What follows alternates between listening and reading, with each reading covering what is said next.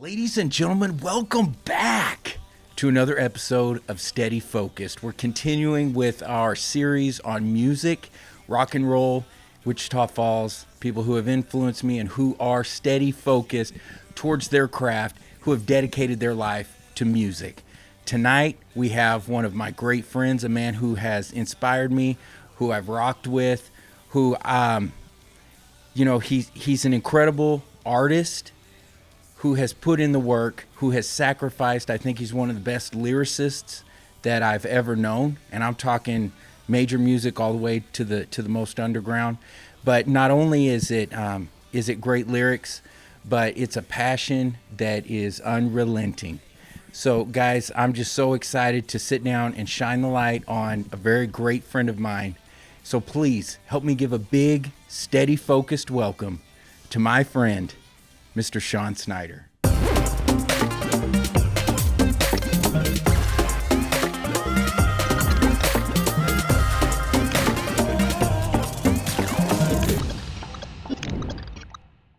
Hey, thank you for having me. Oh man, Sean, I'm glad to be here with you tonight, dude. I'm happy to be here. Thank you so much. It's an honor. It is an honor. So we got lots, man.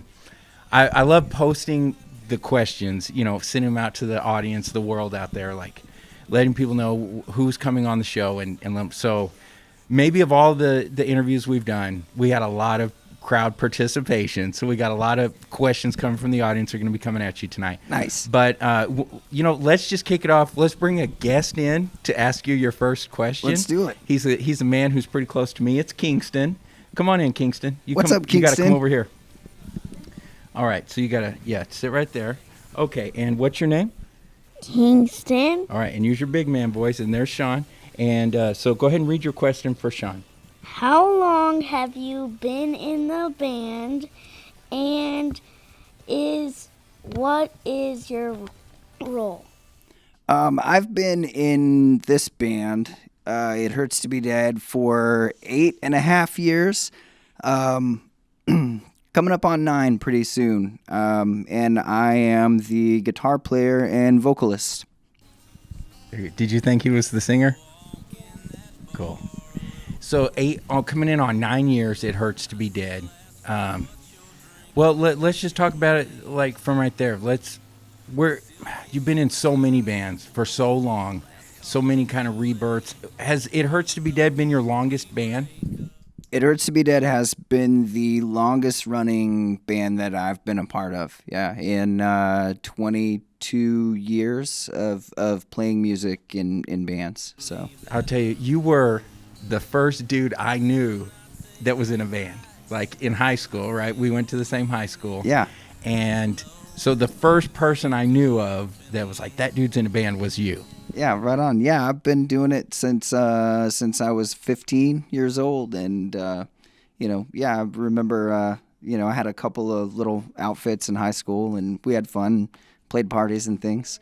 Man, okay, so you're 15 years old and you start your band. So how long before you actually picked up a guitar, or what were you doing in your first band? Was it guitar, singing, drums? I started playing drums when I was 8. And later on, I'd actually tried to play guitar before that and wasn't any good at it. And people tried to teach me. My hands were small. Didn't get a lot done. But drums, you just hit them, So got my first drum set at 8. Joined the high school band. And then I started playing piano because I wanted to mess around with melody and, maybe actually try to write songs. And I did a bit of that.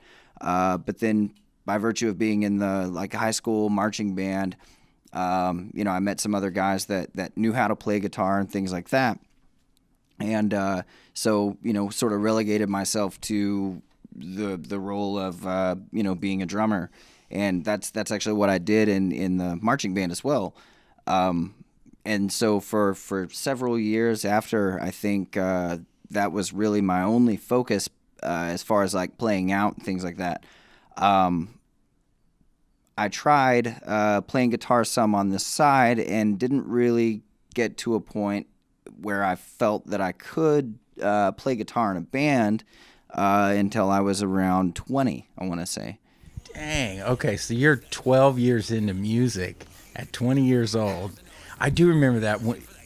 That was right. You were the band play. You were the drummer. What was the band? It wasn't 10 times 10. What was it? We had a couple of different names and a couple of different bass players, but it was myself and another guy that's in the scene here, Michael Hayes, now of Robert Paulson, and a lot of the time it would just be the two of us, and he ended up moving right down the street from me, and we would play and write songs, and then we'd have guys come in and play bass. But I think the first incarnation of that band, we were called the Beautiful Bastards. Yeah. Can I say that? Yeah, you can say whatever you want. You can say shit, damn, and Oh, all okay, that good. stuff. All right, that's my kind of show. Yeah, right. You get crazy. All right.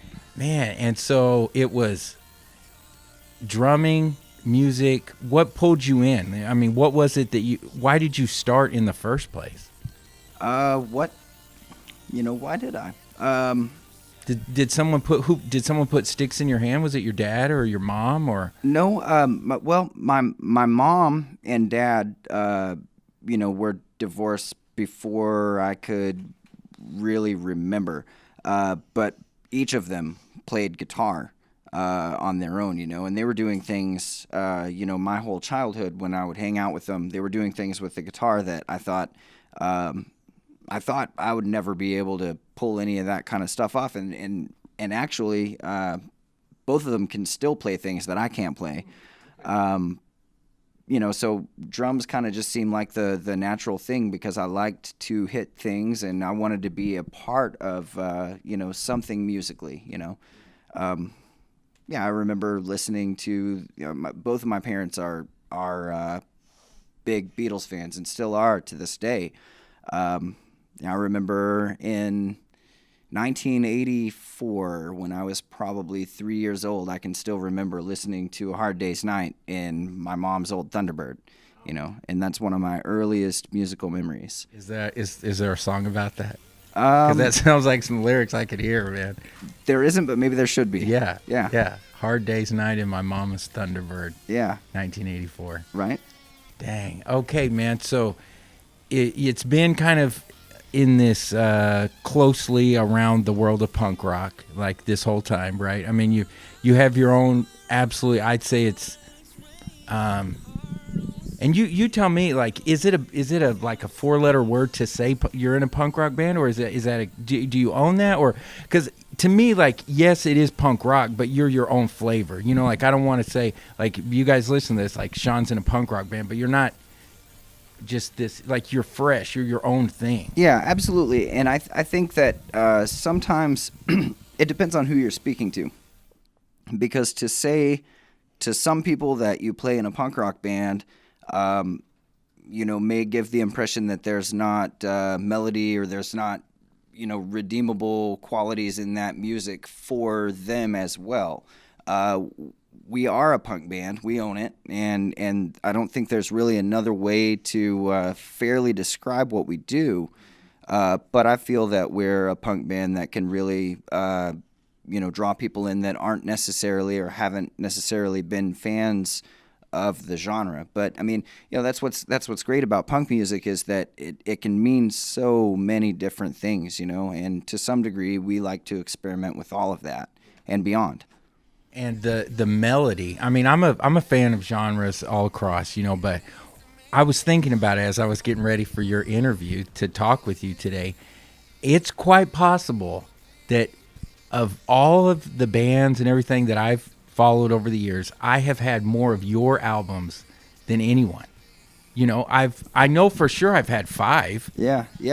So, and what draws me back in is that the lyrical melody, that I'm a former singer, all this. Of course. And I still sing, to Kingston though now. Yeah. But your melody is so right on, then mixed with like the ferociousness of the guitar, but then there's also the content of what you're talking about. You had and one of your albums back in the day was called Songs for the Morbid Romantic. Yeah, I remember it well. Yes, and I was thinking about that too, and it's like, the morbid romantic. That really kind of defines where, or could be a part of where you come from with a lot of your lyrics. Like, Absolutely. right? Yeah, definitely. There are a lot of bands that sort of led me in that sort of direction, but I think that the time where my old band, The Advance, made that album, there was a focus on, creating something that was like very listenable, and it definitely had a lot of pop elements to it. But it's sort of that dichotomy of that and some darker undertones lyrically, and really expressing like maybe the darker side of myself or ourselves at that time. And to me, that was some of the most interesting music, and I've sort of maintained a part of that within everything that I've done to this day.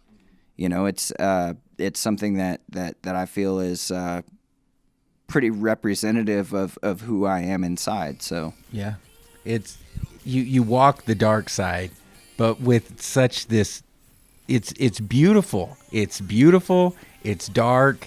It's hurt. It's scary. At times. And so we talk about. Hand me that disc right there. Absolutely. Yeah. So we've got your brand new album right here. Your newest album. It's the latest. What? No, I don't know. Sit down. You're getting the dad interview. Yeah, it's good, man. You're getting the dad interview. So we got Old Habbits and Die Hards right here. Where did you guys record this one?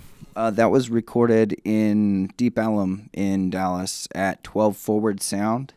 And it was produced by John Pettigo of John Pettigo's Magic Pilsner and The O's, and co-produced by Josh Fleming of a band called the Vandaliers. It was an incredible band, and they've just signed to a new label.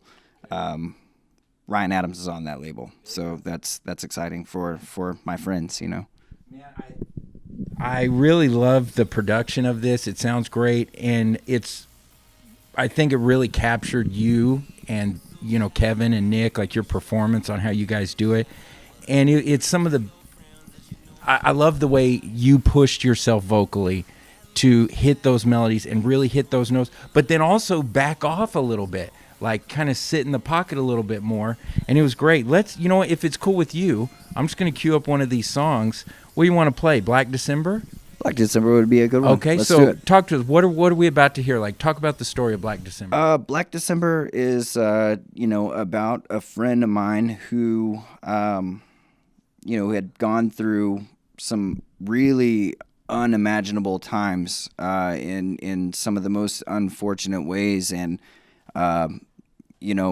sometimes when people go through things, you can't always reach out and relate. You can reach out, but you, having not experienced some of those things, it's about my frustration of not being able to be better help, I guess.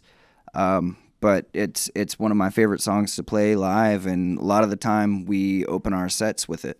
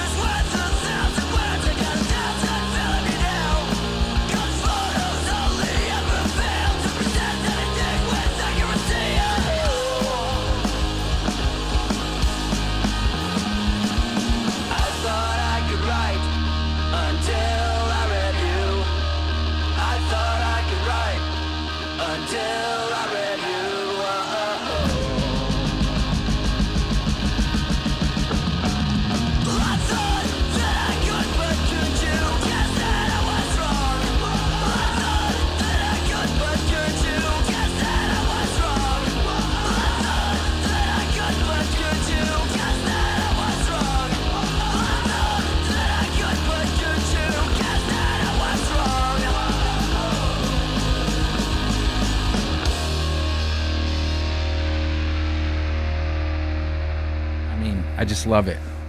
Why and where did the name for It Hurts to Be Dead come from? It Hurts to Be Dead was when we started this band. Every band, in my opinion, needs to have a drummer, and drummers are a rare commodity in Wichita Falls, or they were at least at the time that we started the band. So, I approached Kevin Gilmore.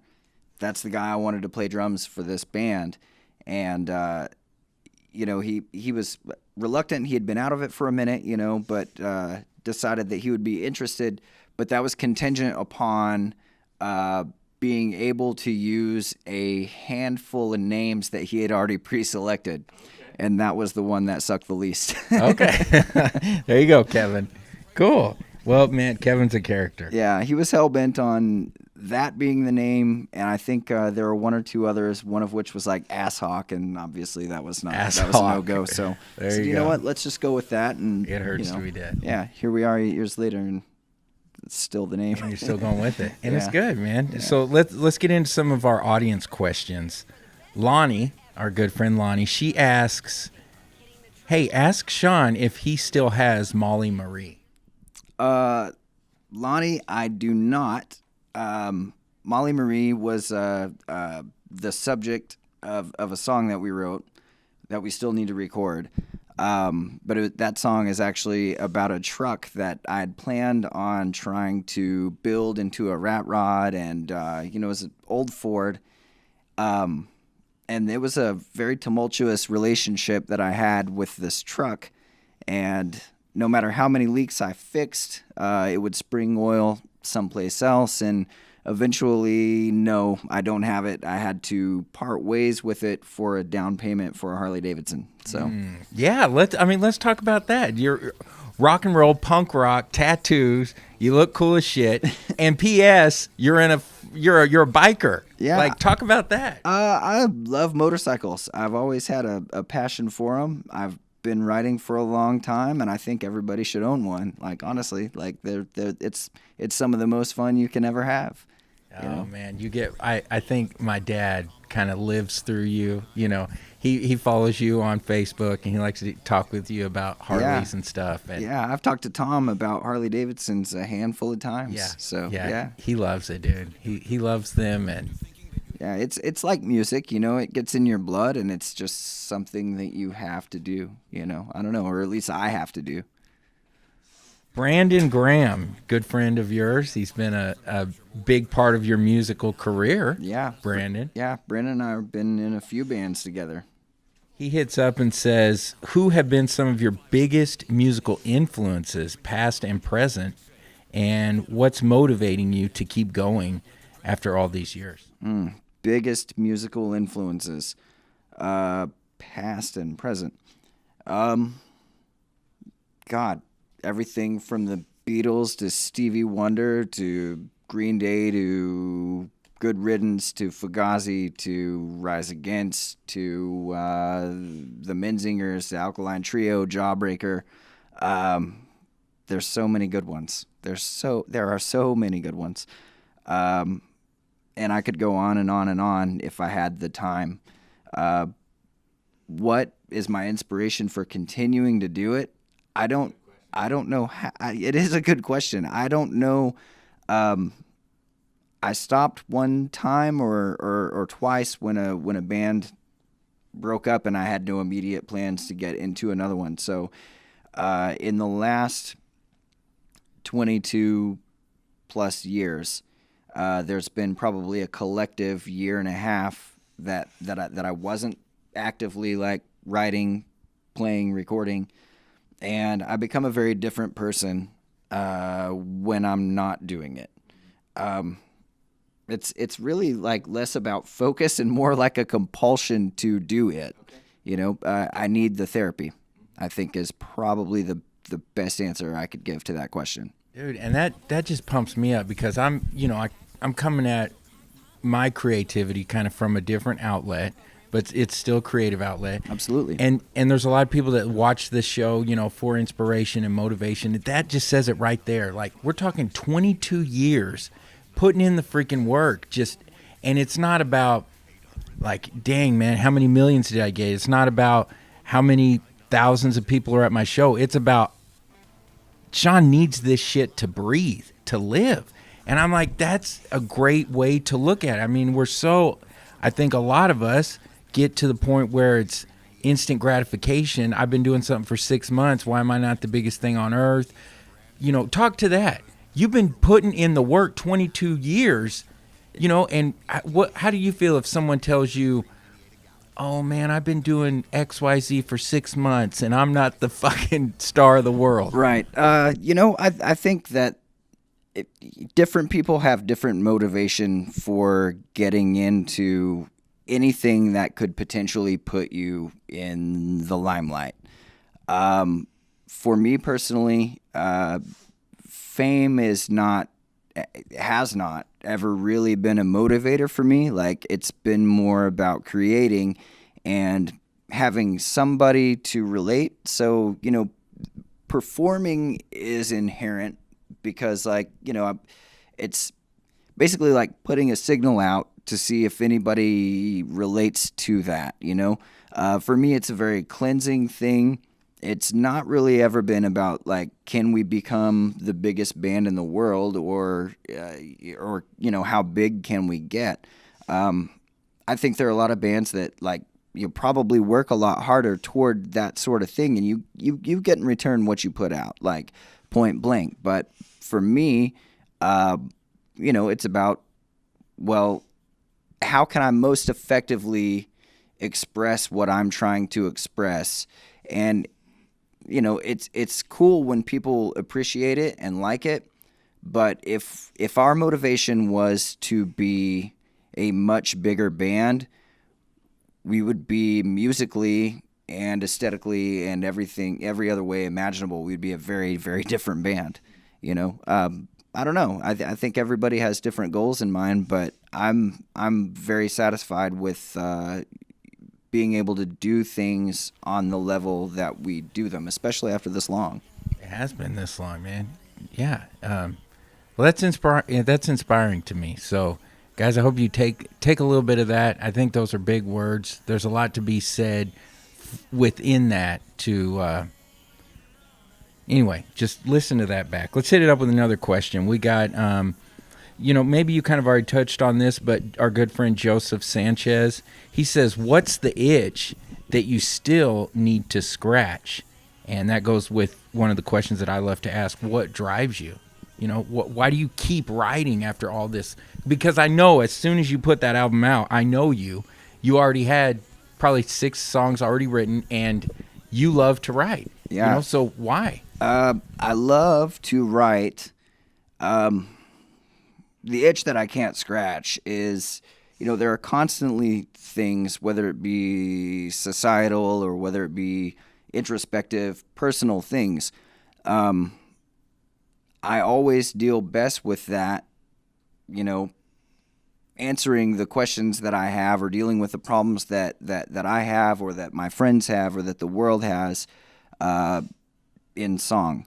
Mike Hardison talks about after all these years of the success and failures as an inspiring musician, what have you learned that you would tell a young musician who's just getting started? Oh, wow. Young people who are just getting started. Play in bands with your friends, whether you're good or not, whether they are good or not. Work with people who you can work well with and grow together.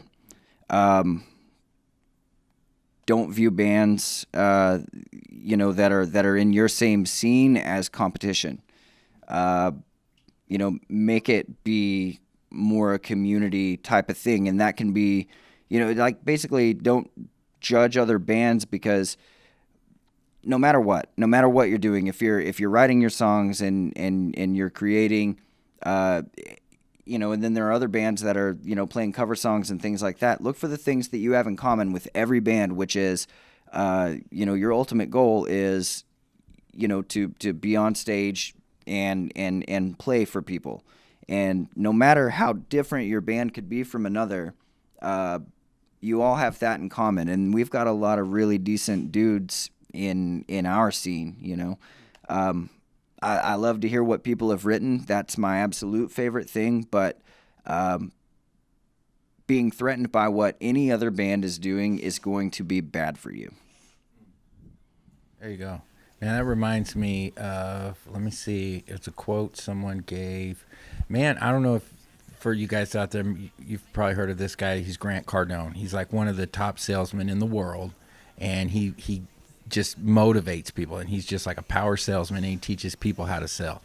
So he was sitting down doing this interview with a guy, and the guy across from him had put out more books than him. And so he was saying, or he was on the cover of a major magazine. That's what it was, the guy interviewing him. And he was sitting back and he was like, I'm not jealous, because that's just showing me what's possible. So it's kind of relating to being jealous of the guy, of what they're doing in their band, but flip it and get motivated by it. Yeah, definitely. And I think, healthy competition is probably good, because that can grow, artists.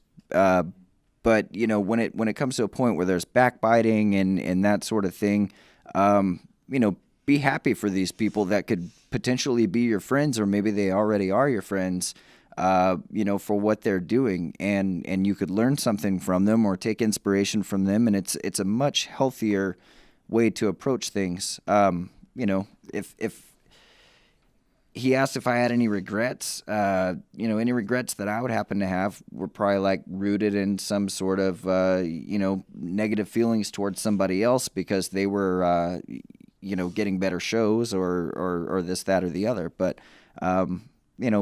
bands that are doing well, they have earned that. If it's all right with you, let's hit them with another song. Sure, absolutely. So let's take it one more time off of Old Habbits and Die Hards. You want to hit them with Auction? That would be a good one to do. Yeah, talk about the lyrics of Auction. That song was written about a friend of mine. Again, I write a lot about my friends sometimes and their experiences, as well as my own, but coincidentally, this one is another one. But it was about sort of a failing relationship that was happening close to me, and just basically voicing what was happening from my perspective to these two people. All right, guys. So we're just gonna hit you one more time from Old Habits and Die Hards. This is "It Hurts to Be Dead." Auction.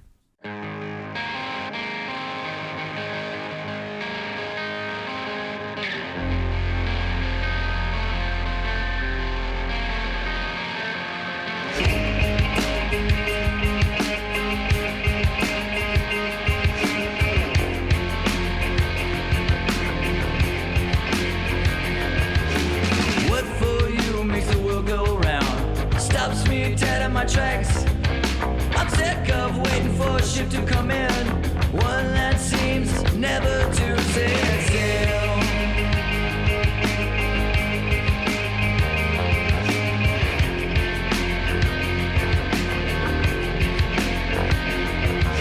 The void in me is all you see, through the absurd, waiting listlessly.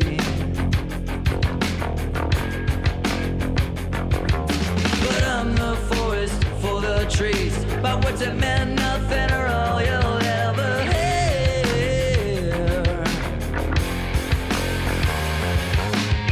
You took what you wanted, and you just left the rest for dead. I wanna know right now how much was wasted.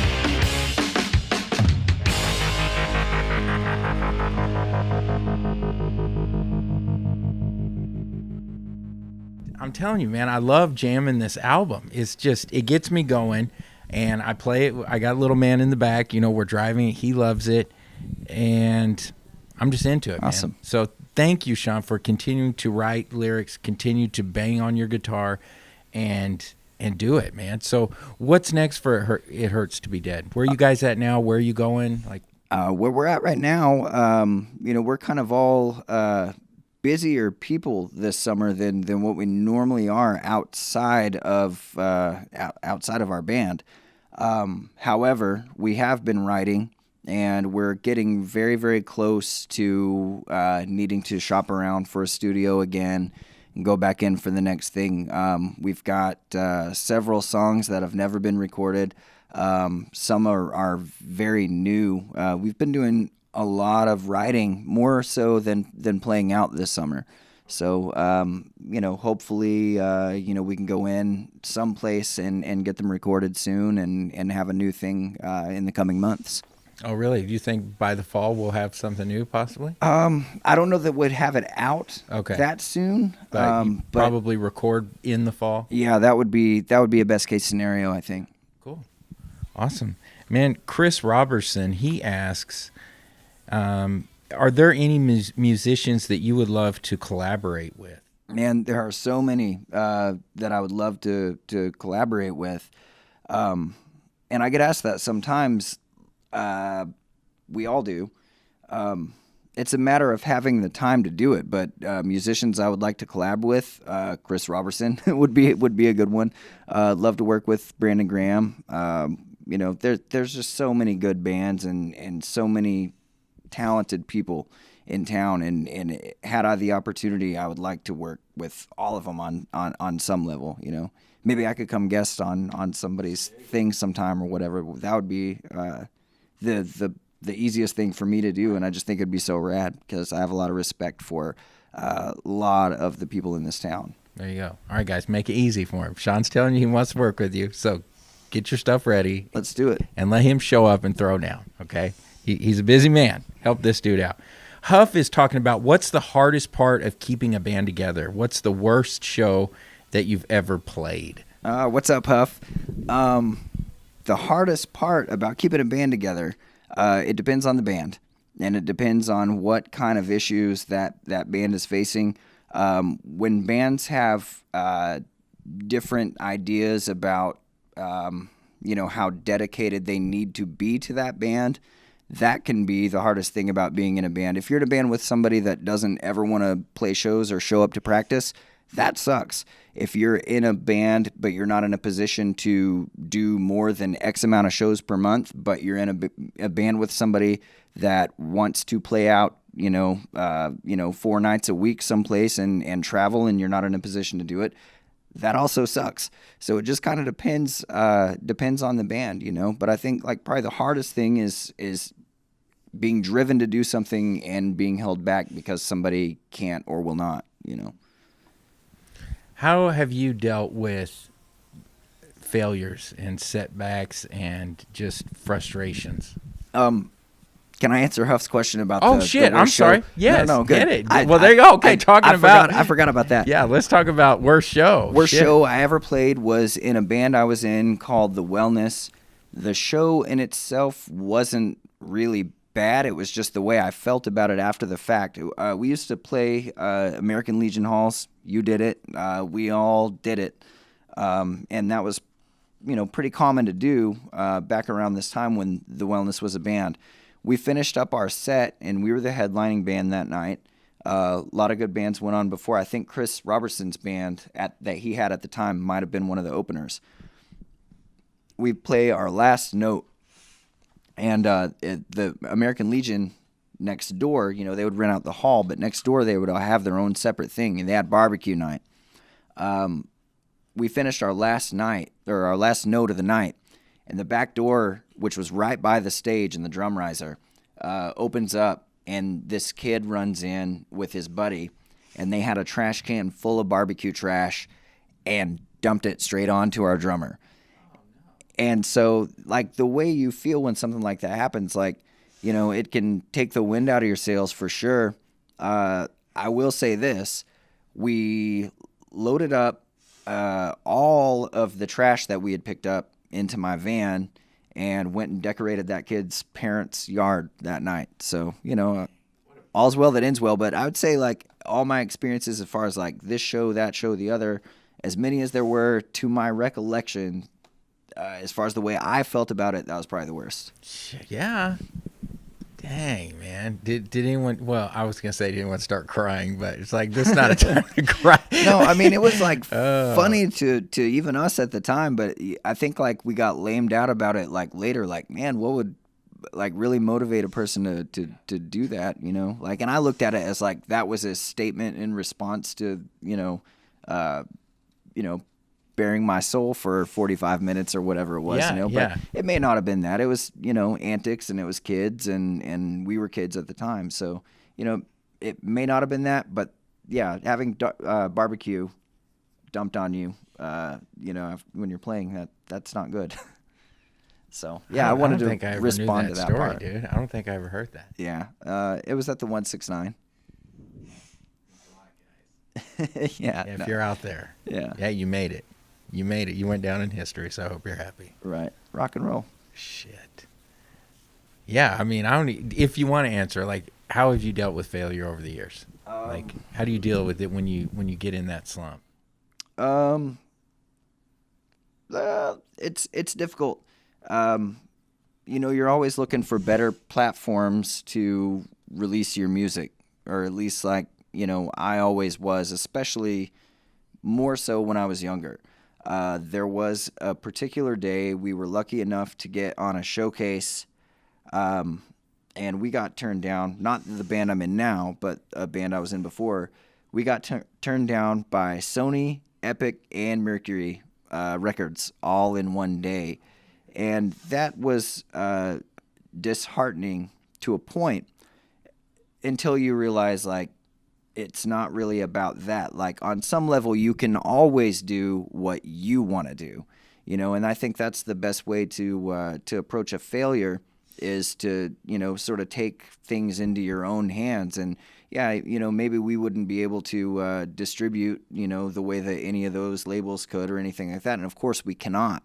But you still get some satisfaction out of taking the reins and doing for yourself, Mm. So put your own destiny in your own hands. Yeah, absolutely. And I think even more so that's important today, even more so than back then, because a lot of bands are making their own way and sidestepping, especially the big labels like those, financially, you'll find yourself in a better position by doing that most of the time anyway, unless you just happen to be really, really lucky. Which, you work hard, but you have to have some luck to get to that level as well.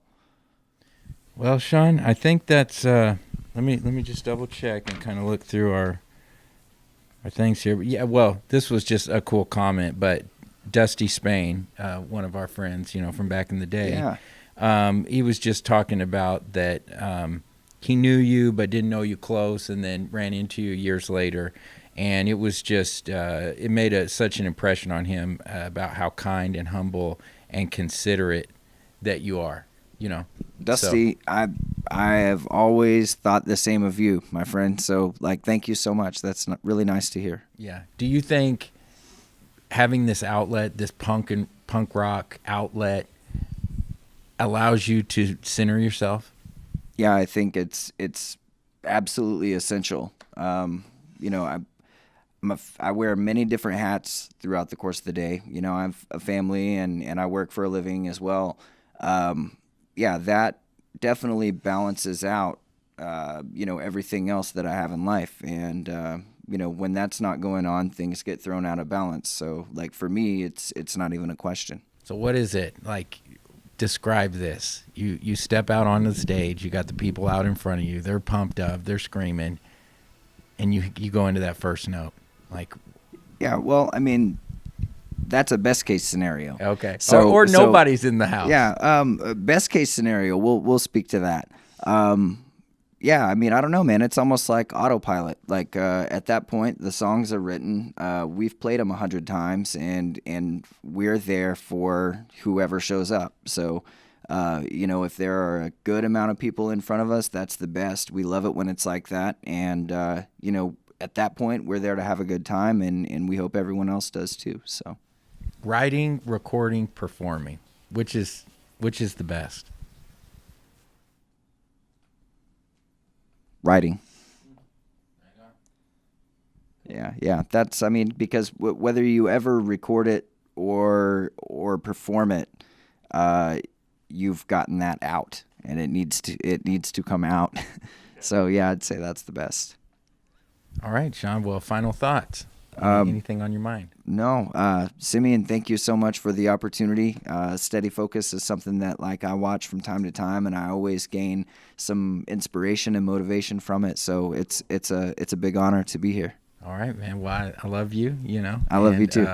It's cool. I was looking through some of my books the other day. I was cleaning out the house, and I found a poem, I'd written about you, and it's just about the family, So it's just, I respect you a lot. Yeah. P.S. We didn't even get into it, but Sean and I played in a band together for about 6 to 8 months, a year. I don't know how long we were in the band, but that was happening too. Downstairs was the band that gave me the opportunity to get out from behind the drum set, start playing guitar, start contributing to writing. Yeah, I'd never played guitar in a band before that. I was always a drummer in bands before that. So yeah, so that is absolutely significant, and I'm glad that you mentioned it. Get you guys some of that. Yeah. Some of that history. All right. Well, Sean, let's end this episode. Let's play us out with another track off of your new album, or your latest album, Old Habbits and Die Hards. What do you want to play? We got The Clattering Structure, Slurring My Apologies, or Killing Me. Let's do Slurring My Apologies. All right. You any lead up? You want to talk to us about the story? Just about being drunk and sorry for it. I'll tell the story. Mostly it was just I'd gone to a party, and I was waiting for my significant other to meet me at that party. And by the time she showed up, I was already destroyed. And, once you're at that point, you can be sorry, but you're not going to stand up and make it right, So it's that was kind of my way of trying to say I was sorry for it, All right, guys, before we hit play on this has been an awesome episode. I'm very thankful to sit down with Sean and help kind of share his story a little bit. I hope you guys got something out of it. If you did, hit the comment, share this with somebody, tell somebody about this man, because it's been a great episode. And yeah, we're just going to keep coming at you. We got new merchandise for Steady Focused. It's going to be rolling out pretty soon. So I appreciate everybody with the feedback and kind of telling us what direction we should take it. So until next time, I'm your host. I'm your number one, Mr. SimeonHendrix. And this is Steady Focused.